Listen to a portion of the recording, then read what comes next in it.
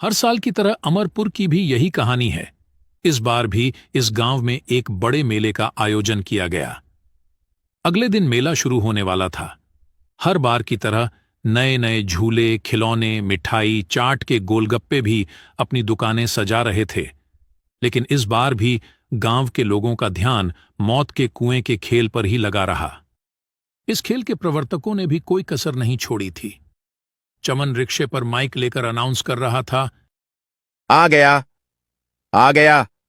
फिर एक बार सबका दिल जीतने वाला खेल आपके गांव में फिर आ गया है।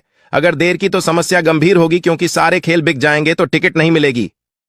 गांव में हर कोई जल्द से जल्द टिकट खरीदना चाहता था और खेल का पहला शो देखना चाहता था।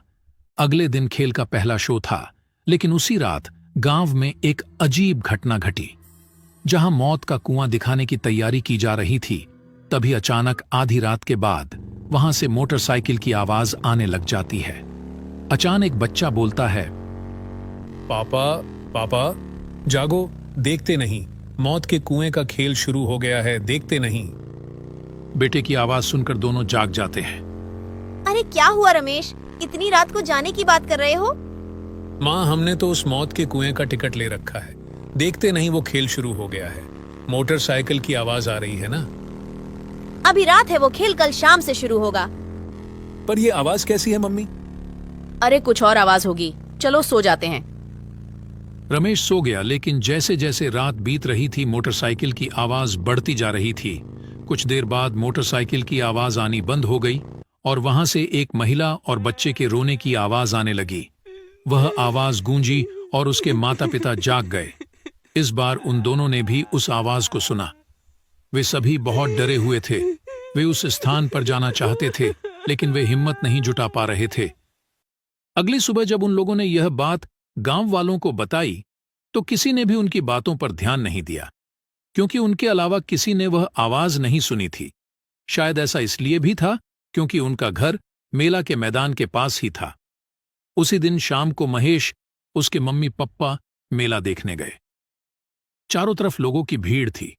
कोई झूले पर बैठकर चिल्ला रहा था, कोई हाथ में नए नए खिलौने लिए मुस्कुरा रहा था, कोई जलेबियां देखकर लौट रहा था, कोई गोलगप्पे की दुकान पर गिने बिना गोलगप्पे खा रहा था। पर महेश को इंतजार था मौत के कुएं का।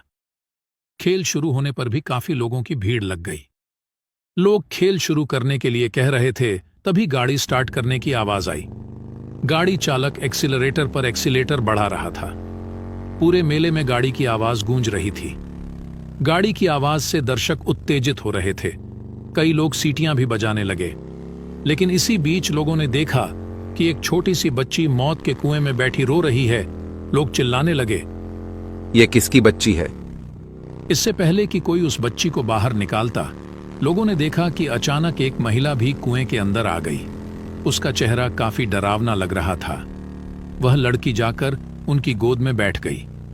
लोगों ने देखा कि जब वह रो रही थी तो उनकी आंखों से आंसू की जगह खून निकल रहा था। कुछ ही देर में दोनों उड़ते हुए बाहर आ गए। जिसने भी यह देखा वो जोर जोर से चिल्लाया, भूत, भूत, अरे भूत। यह बात उसके कर्मचारियों द्वारा मौत के कुएं के मालिक तक पहुंची तो वह बहुत क्रोधित हुआ और बोला, ये क्या बकवास है? और तुम लोगों ने कैसा भूत प्रेत लगा रखा है? सारा मेला लगा हुआ है क्या? यहाँ भूतों को रखा गया है? पर लगता है तुम लोग काम नहीं करना चाहते, बस मुफ्त के पैसे चाहिए। चलो अगले शो की तैयारी करते हैं। लेकिन अगला शो भी पूरी तरह खाली रहा, क्योंकि अफवाह फैल गई थी कि कुएं में भूत है। अब मालिक का गुस्सा 7वें आसमान पर पहुंच गया और उसने अपना गुस्सा अपने कर्मचारियों पर निकाला। उसी रात जब मालिक गहरी नींद में था तो उसने तेज रफ्तार से गाड़ी चलाने की आवाज सुनी। उस आवाज से उसकी नींद खुल गई। वह गुस्से से बुदबुदाने लगा। जैसे ही वह वहां पहुंचा, उसने जो देखा उसे अपनी आंखों पर विश्वास नहीं हुआ। उसने देखा कि एक आदमी लगातार मौत के कुएं में गाड़ी चला रहा था। उस आदमी ने अपना सर नीचे कर रखा था। मालिक ने उसे आवाज लगाई, लेकिन गाड़ी चालक ने कोई जवाब नहीं दिया। उधर ये आवाज आसपास के पूरे गांव को सुनाई दी। हर कोई सोच रहा था कि इतनी देर रात ये कैसी आवाज आ रही है। सबको डर लग रहा था। फिर भी कुछ लोग हिम्मत करके गांव में एक जगह जमा हुए। मेरी बात सुनो, हम सबको सरपंच के पास जाना चाहिए। सरपंच को लेकर मेले के मैदान में जाना चाहिए। राहुल की बात तो सही है, वैसा ही करना होगा। सारे लोग सरपंच के घर जाने लगे। सरपंच के घर के पास सारे लोग पहुंच गए। एक ने सरपंच को आवाज लगाई।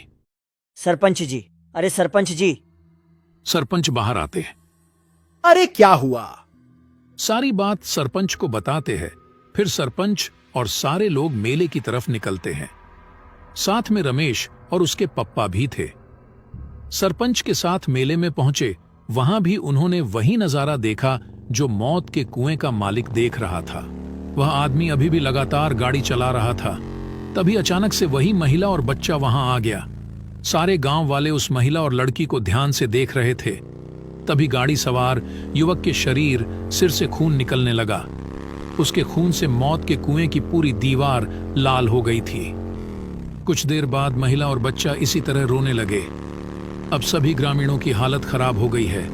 कोई नहीं समझ पा रहा था कि ये कौन लोग हैं। तभी मौत के कुएं का मालिक फिर चिल्लाया। सुन नहीं रहे हो? कौन हो? लोगों को क्यों डरा रहे हो? मेरे खेल को बदनाम क्यों कर रहे हो? जल्दी यहां से भागो। मालिक की बात सुनकर गाड़ी सवार सर उठाता है।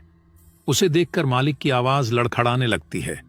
पेंट भी गीली होने लगती है। अरे जानते हो ये कौन है?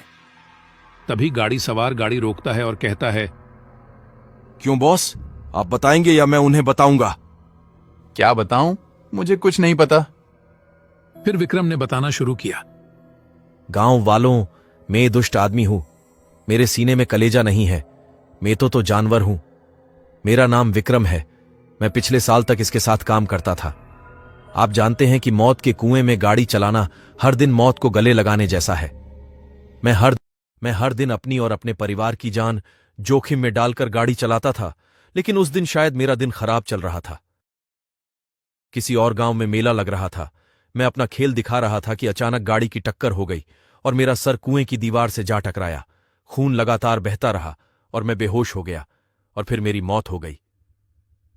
तो मैं मेरी शक्ल का भूत बन गया। मौत के बाद मेरी पत्नी और मेरी नन्ही बेटी के सामने जीवन बेहद मुश्किल हो गया था। एक दिन वह मालिक के पास गया और कुछ पैसे मांगे, लेकिन उसने मदद नहीं की और उसे भगा दिया। दोनों परेशान होकर बाहर चले गए। मेरी पत्नी ने दूसरी जगह काम करने की कोशिश की, लेकिन कोई काम नहीं मिला। लोग उसको कोई काम नहीं दे रहे थे। इधर उधर भटकते ही रह गए। खाने पीने की कोई चीज उनके पास नहीं थी। कई दिन भूखे प्यासे सड़क पर भटकते रहे और फिर दोनों की भी भूख से मौत हो गई। तुम गांव के लोग ही बताओ कि मेरा और मेरे परिवार का क्या कसूर था जिसकी सजा हमें मिली। अरे हम तो कलाकार हैं, यही तो रोजी रोटी है। पर कल कोई हादसा हो जाए तो मालिक हमें मरने के लिए छोड़ देता है। हम तो जिंदगी भर आपके सुख मनोरंजन के लिए काम करते हैं और बदले में हमें क्या मिलता है? विक्रम की बात सुनकर सारे गांव वालों ने मालिक को मारने के लिए घेर लिया। तभी मालिक चिल्लाया। अरे अरे छोड़ो, मुझसे गलती हो गई, मुझे माफ कर दो। हम आपको एक ही शर्त पर छोड़ेंगे कि आप यहां काम करने वाले लोगों को गारंटी देंगे कि अगर उन्हें कुछ हो गया तो आप उस परिवार को बेसहारा नहीं छोड़ेंगे। सारा खर्च उठाएंगे ताकि इनके परिवार को किसी तरह की कोई तकलीफ ना पड़े। अरे आजकल तो बीमा होता है, इन सब का बीमा क्यों नहीं करवाते? सरपंच जी, आज से ही इन सब का बीमा बनवा दूंगा और इनके परिवार की मदद भी करूंगा। उसके बाद सारे लोग मालिक को छोड़ देते हैं। सारे लोग मेले में घूमने लगते हैं। जीवित रहते हुए विक्रम अपने और अपने परिवार के लिए कुछ नहीं कर सके, लेकिन उनकी मृत्यु के बाद उन्होंने अपने साथियों का भविष्य सुरक्षित कर लिया। मेले में काम करने वाले लोग विक्रम का शुक्रिया अदा करते हैं और सरपंच का भी शुक्रिया अदा करते हैं। दोस्तों, इस कहानी से हमें यह सीख मिलती है कि हमेशा गरीब लोगों की मदद करनी चाहिए।